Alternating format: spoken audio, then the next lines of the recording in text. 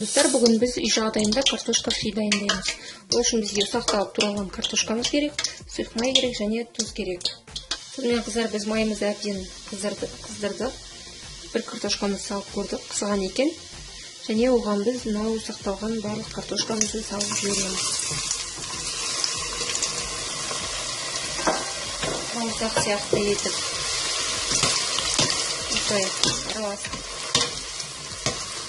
бетіне шыққанша күтеміз.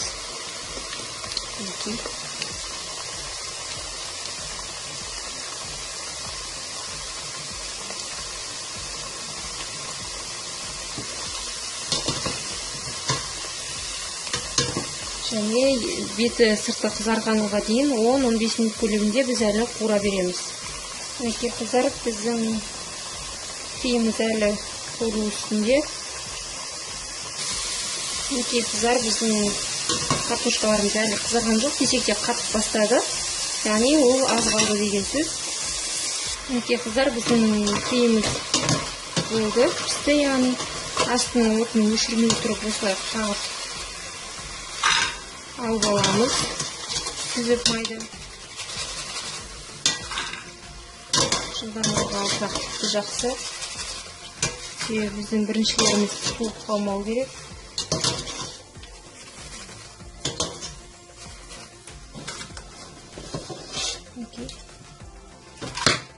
Сковородкаға салып алдық, және бұның үстіне біз жылдамдатып тұзымызды себеміз.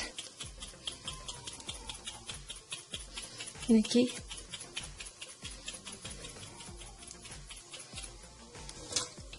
Және араластыра тұрып сепсек тіпті жақсы.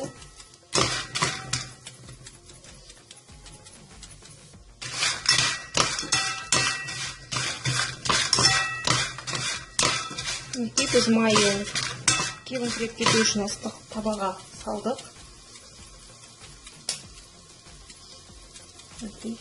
Тұзымызды әбден септік және араластырдық. Отымызды өшіреміз. Фриіміз, достар, фриіміз дайын. Астарыңыз дәмді болсын.